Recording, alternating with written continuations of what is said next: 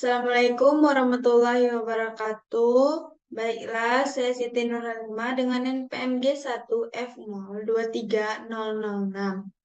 Saya akan menjelaskan tentang struktur sistem operasi. Sebelum saya menjelaskan struktur sistem operasi, saya akan menjelaskan apa sistem operasi itu terlebih dahulu. Sistem operasi merupakan sebuah penghubung antara pengguna dari komputer dengan perangkat keras komputer. Sebelum ada sistem operasi, orang hanya menggunakan komputer dengan menggunakan sinyal analog dan sinyal digital. Seiring dengan berkembangnya pengetahuan dan teknologi pada saat ini, terdapat berbagai sistem operasi dengan keunggulan masing-masing. Untuk lebih memahami sistem operasi, maka sebaiknya perlu diketahui terlebih dahulu beberapa konsep dasar mengenai sistem operasi itu sendiri. Pengertian sistem operasi secara umum ialah mengelola seluruh sumber daya yang terdapat pada sistem komputer dan menyediakan sekumpulan layanan atau sistem call ke pemakai sehingga memudahkan dan menyamankan penggunaan serta pemanfaatan sumber daya sistem komputer. Selanjutnya itu fungsi dasar. Sistem komputer pada dasarnya terdiri dari 4 komponen utama, yaitu perangkat keras, program aplikasi, sistem operasi, dan para pengguna.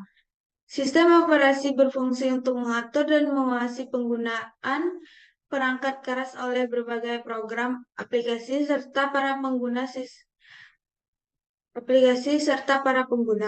Sistem operasi berfungsi ibarat pemerintah dalam suatu negara, dalam arti membuat kondisi komputer agar dapat menjalankan program secara benar.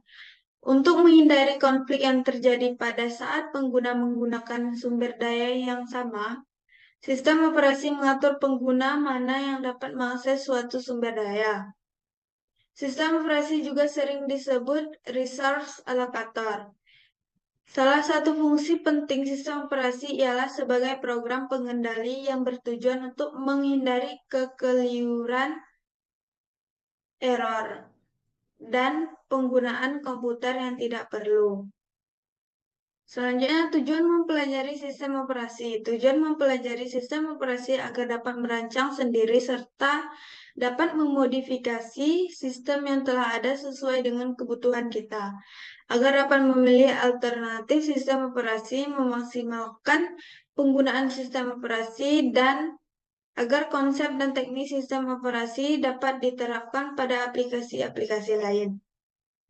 Selanjutnya itu sasaran sistem operasi. Sistem operasi mempunyai 3 sasaran utama, yaitu kenyamanan, membuat penggunaan komputer menjadi lebih nyaman, efisien, penggunaan sumber daya sistem komputer secara efisien, serta mampu berevolusi.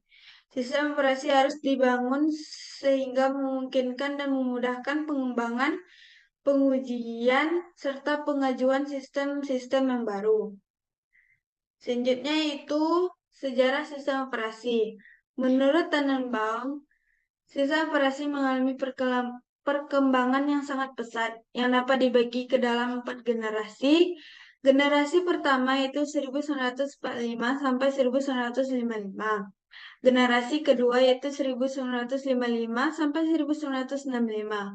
Generasi ketiga yaitu 1965 sampai 1980.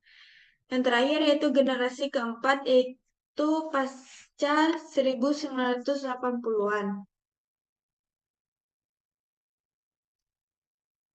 Selanjutnya yaitu struktur sistem operasi. Ada user and other system programs.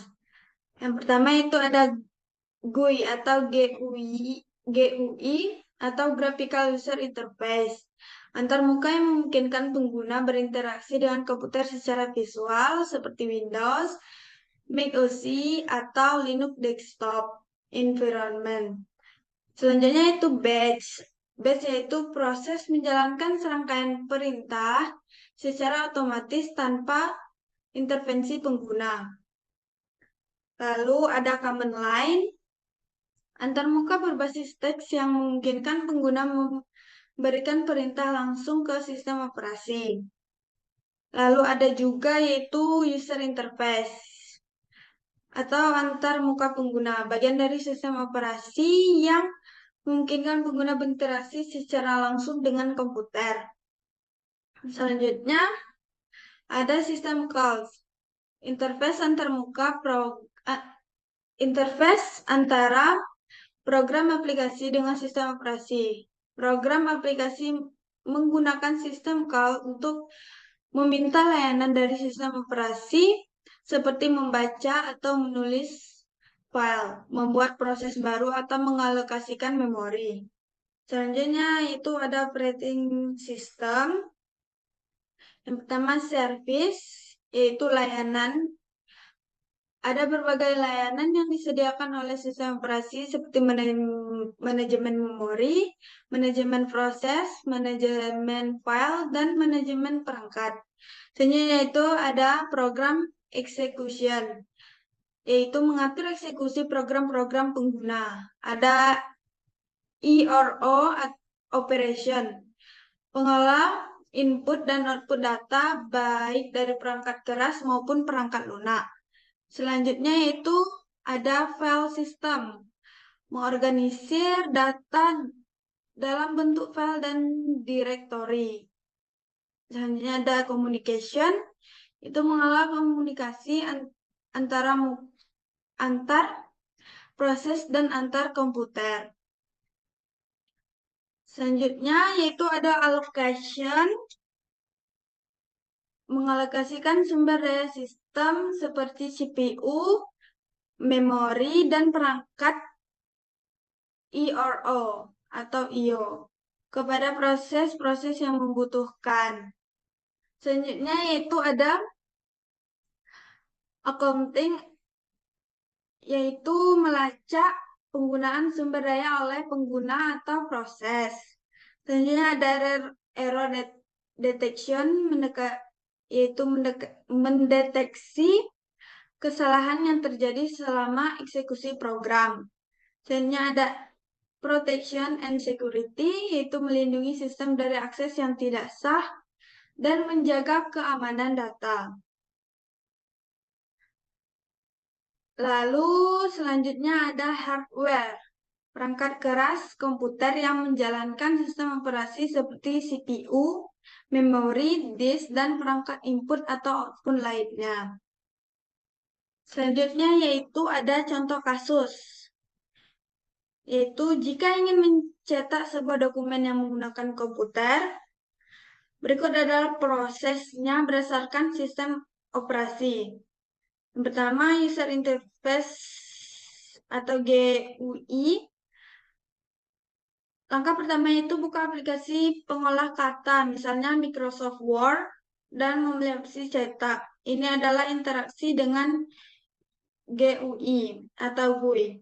Selanjutnya itu sistem calls.